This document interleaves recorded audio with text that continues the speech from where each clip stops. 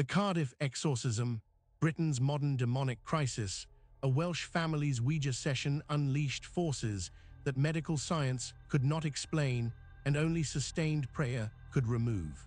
Late in the 20th century, in the Welsh capital of Cardiff, a family discovers that some doors, once opened, cannot easily be closed.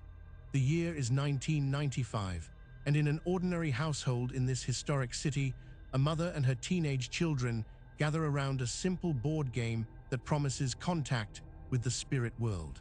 They place their fingers on the planchette. They ask their questions. The pointer begins to move. What follows transforms their home into a battleground and their lives into a case study that will help shape modern British approaches to spiritual crisis. This is the Cardiff Exorcism, one of the most thoroughly documented possession cases in contemporary British history, and a test of the Church of England's reformed exorcism protocols established in the wake of earlier tragedies. The family at the center of this crisis consists of a mother, her teenage children, and extended relatives who share their home. They are unremarkable in every way that matters to the public record. They hold no particular religious fervor. They have no history of mental illness. They live quiet lives in a quiet neighborhood, but they make one decision that unravels everything. They experiment with a Ouija board. The sessions begin as curiosity, perhaps entertainment. The family asks questions. The planchette moves across the board, spelling out responses. Whether guided by unconscious muscular movement or something more deliberate, the responses are coherent enough to encourage continued use. The family returns to the board multiple times over several weeks. They believe they are in control of the process. They are mistaken. The first signs of trouble manifest as disturbances in the home itself. Objects move from where they were placed. Sounds echo through rooms when no one is present. The family attributes these incidents to coincidence or faulty memory, but the phenomena escalate. Items fall from shelves without cause. Doors open and close. The sounds grow louder, more deliberate. They occur most frequently at night, disrupting sleep and creating an atmosphere of mounting unease. Then the focus narrows. The disturbances begin to center on one of the teenage daughters. She starts experiencing personality changes that alarm her family. During certain episodes, she speaks in voices they do not recognize, voices that carry tones and inflections completely unlike her normal speech patterns. Her manner changes. Her facial expressions shift into configurations her family finds unsettling. She displays an intense and sudden revulsion toward religious objects and Christian imagery, despite having shown no particular reaction to such things previously. Her sleep deteriorates. She reports presences in her room, sensations of being watched, and experiences of being physically restrained by forces she cannot see. Other family members begin reporting their own encounters. They describe being touched by invisible hands. Some report being struck or pushed. Visitors to the home, unaware of what the family has been experiencing, comment on the oppressive atmosphere, the feeling that something in the house is fundamentally wrong. The family seeks help through conventional channels. Their general practitioner examines the teenage girl and finds no physical illness that could account for her symptoms. The family is referred to a psychiatrist who conducts a thorough evaluation.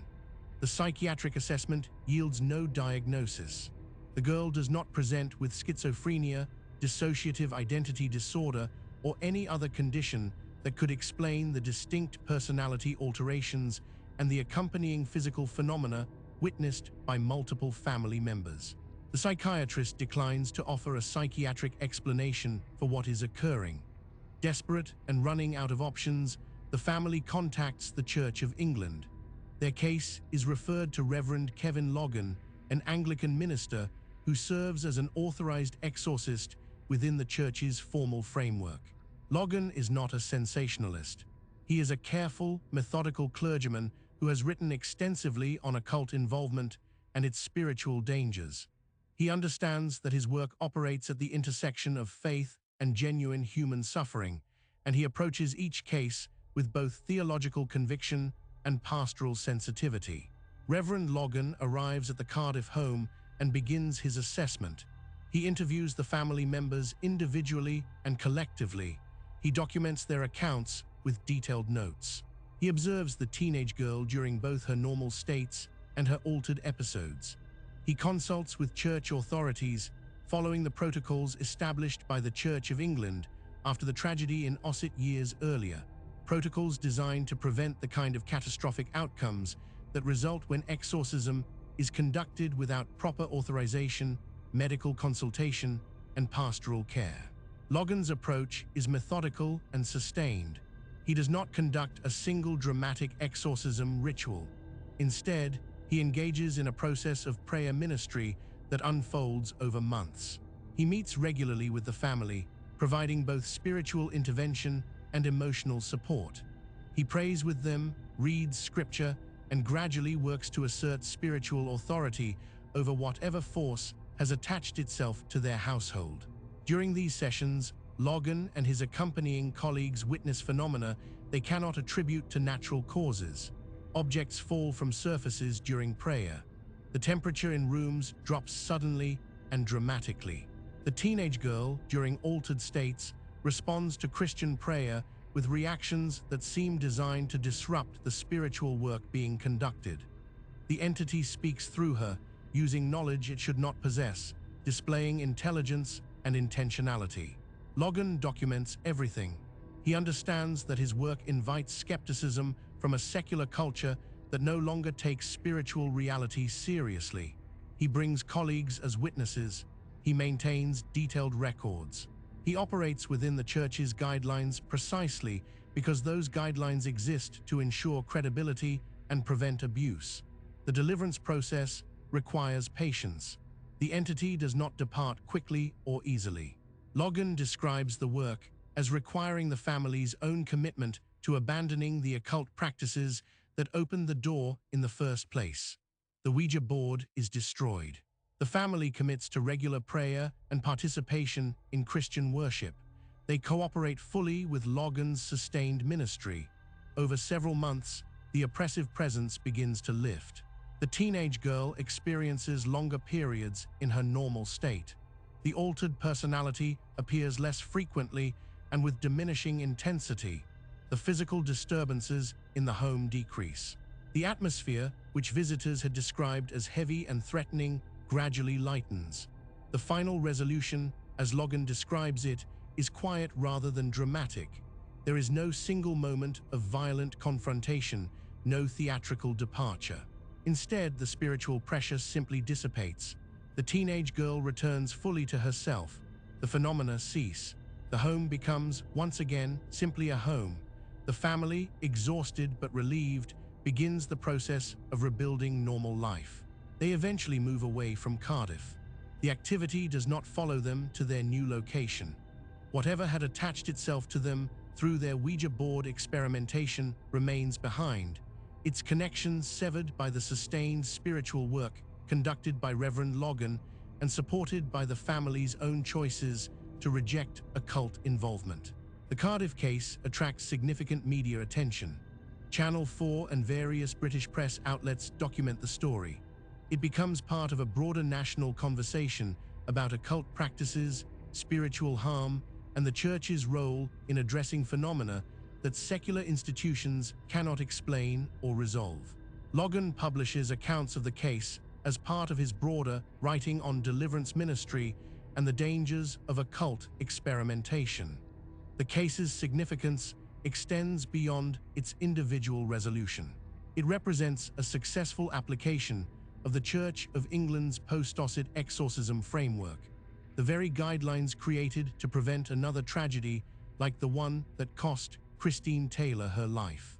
Logan's approach demonstrates that framework operating as intended: medical assessment conducted first, clerical authorization obtained, no public spectacle created, sustained pastoral support provided, and genuine resolution achieved without harm to the afflicted person. The pattern documented in the Cardiff case also reinforces observations made across numerous modern possession cases. Ouija board use as a precipitating event appears with remarkable consistency. Even researchers who approach these cases from skeptical perspectives have acknowledged this variable as statistically significant, whether the boards themselves possess inherent power or whether they serve as psychological catalysts that open individuals to influence by genuine spiritual entities remains debated. But the correlation between their use and subsequent crisis is documented across cultures and decades. The Cardiff family's experience serves as both warning and testament. It warns against casual engagement with practices designed to contact spiritual realities. It testifies to the existence of those realities and to the possibility of deliverance when proper spiritual authority is applied with wisdom, patience, and genuine pastoral care.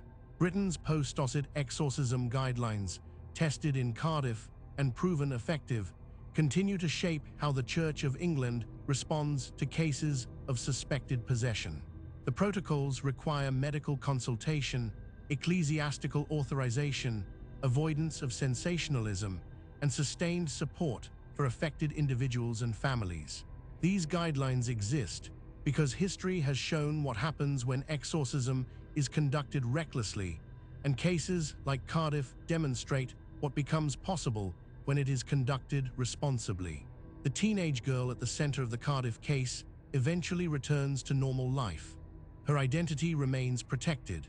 Her experience, however, enters the documented record as evidence that some phenomena exceed materialist explanation and require spiritual response grounded in both theological conviction and practical wisdom.